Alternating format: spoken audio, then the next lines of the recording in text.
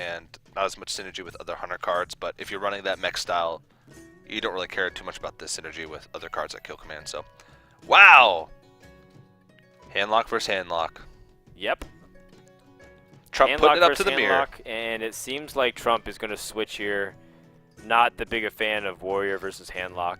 It still is tough because of what we mentioned, just being forced in a corner and the threats just get overrun because you didn't have enough removal. It's always, it feels like Warrior versus handlock is like it's like the wall with a lot of holes and you're just trying to plug each of them, but when one of them gets through and then just like the stream starts coming in, it bursts through the wall. It's very difficult to stabilize from that point. I was going to say it's a lot like Control Warrior, but it actually is Control Warrior. So that would be obvious. But that's I like that analogy, though. That's a really good analogy. Thank you. Better than all of mine.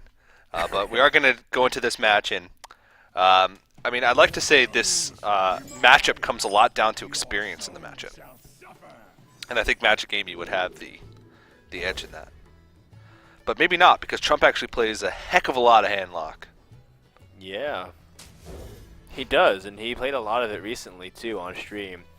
Now, this is going to come down to who has the right threats at the right time, and then if you do have like a Shadow Flame to swing the momentum back, and if not, then you're probably dead.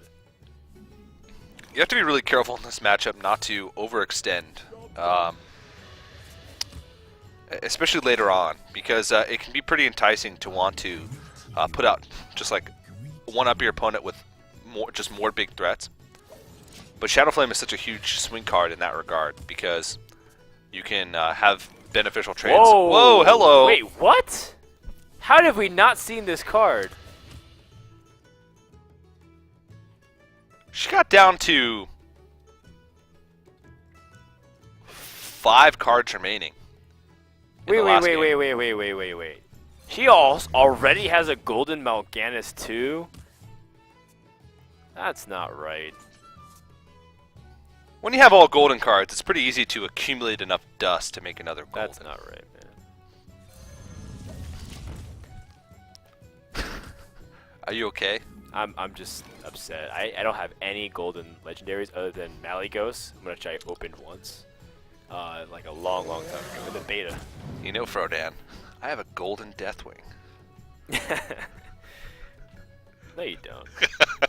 No, you do not. I really do. You're such a liar. I really do. That's a fact. Zombie Chow doesn't attack. Why? Doesn't want to evoke the wrath of Molten Giants. What happens in this matchup is you tap around 3 or 4 times by the time the mid game rolls around, and then if you float it enough, you don't have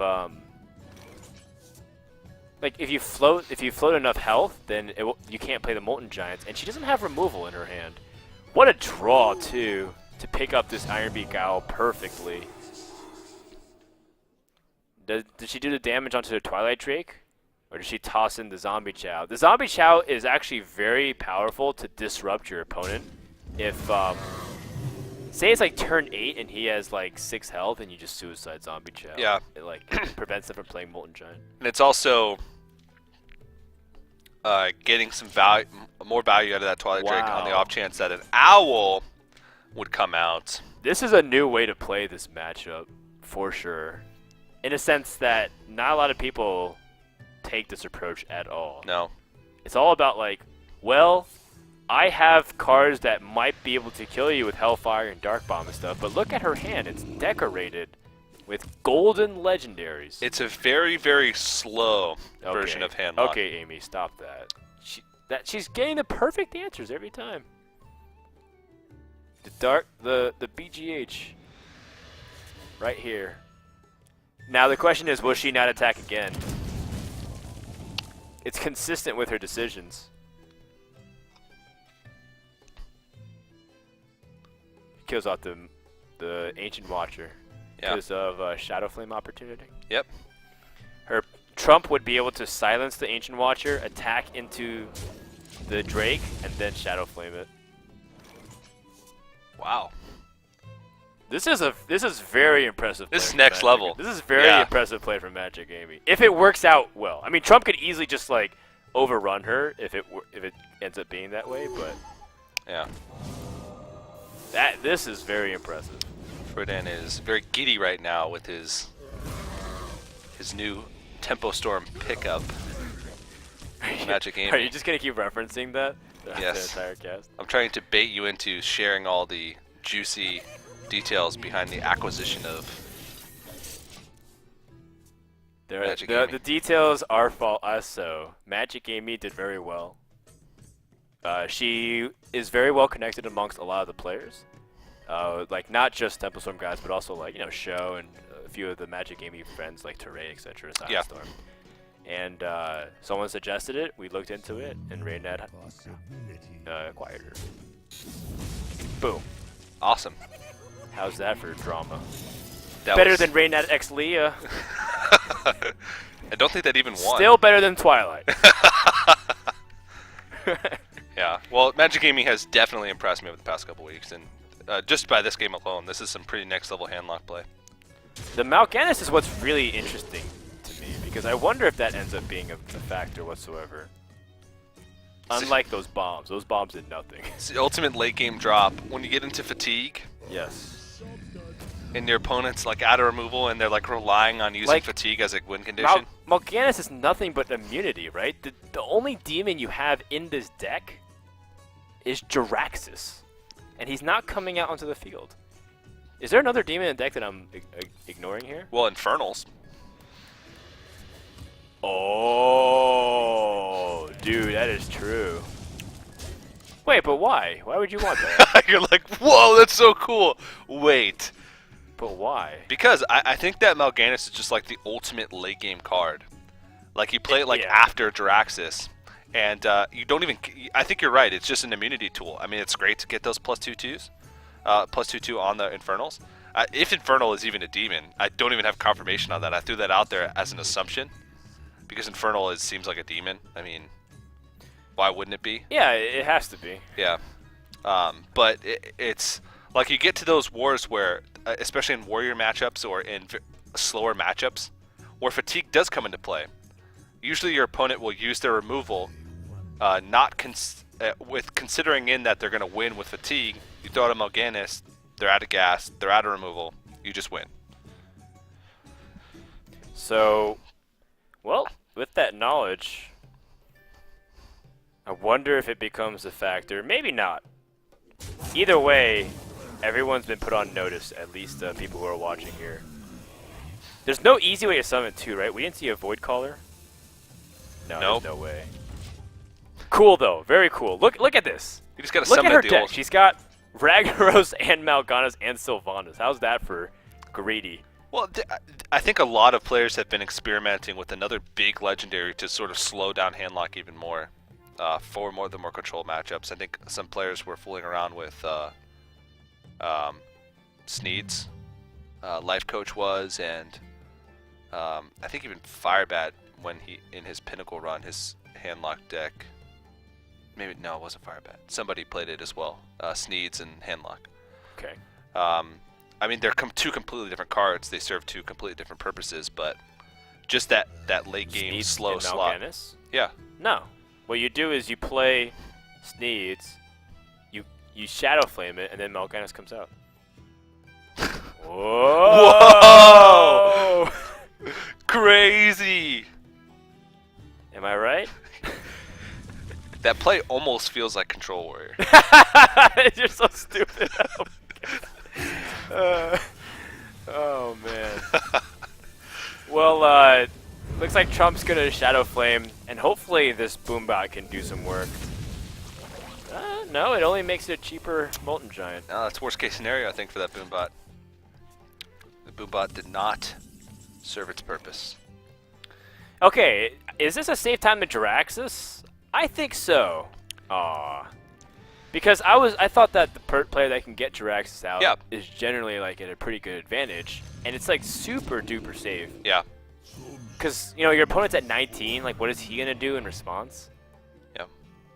Because usually that first player that does get Draxus out, forces your opponent to not really have an opportunity to have a safe turn to get Jiraxis. So sometimes it makes it so that your opponent can just never play theirs when you play yours. Also, just having a 2-mana 6/6 every turn for Shadow Flames or just as an additional threat, the sooner you can do that in this matchup, the better. In a lot of other matchups, it's a liability.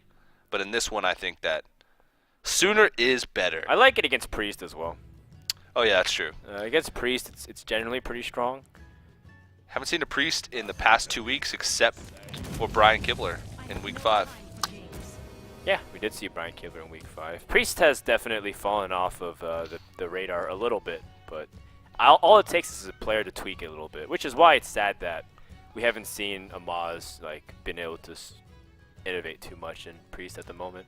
I think he brought like Blingtron in. Yeah.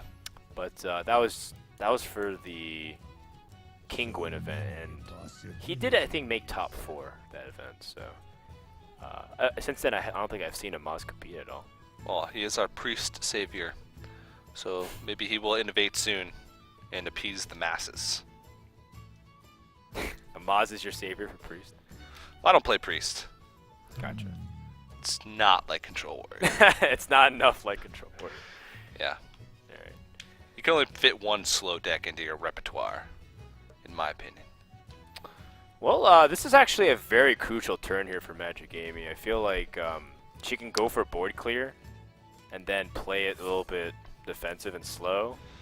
She can choose to, like, if she goes for the Hellfire, she can clear the board and still play the Farseer. But then she lowers her opponent's health for Molten Giant, so that's like the trade-off here. So she Hellfires before she attacks. It's not missed damage. Some people are very confused at the moment when they watch it and they don't understand, like, why is she repeatedly refusing to attack? She's missed like 15 points worth of damage because of those 2 Molten Giants in the hand that get cheaper the more damage Trump takes. Yeah, Handlock just doesn't have burst, so that damage just doesn't matter until you get to a stage later in the game where you know you can go for a guaranteed kill, just because of the risk of Molten Giants coming out. So then what does Trump do here? He's got 2 Molten Giants, but is it that simple? Do you tap him 2 Molten Giants? Because then you can tap double Molten and Sun Fury.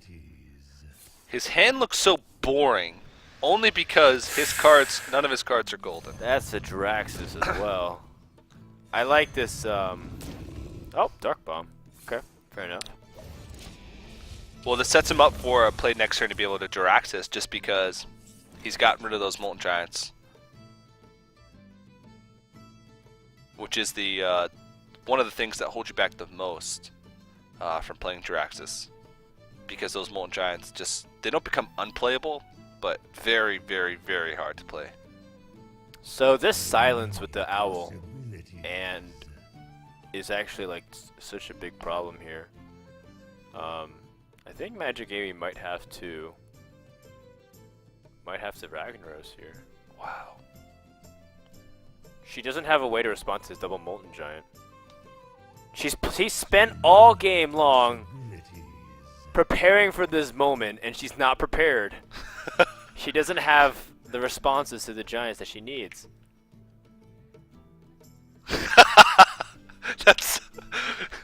She spent what? Held back on probably like 8 never attacks. Mind. She's got it. Okay. She tapped into she tapped into Molten Giant. She can Shadow Flame it. Wow, what a tap!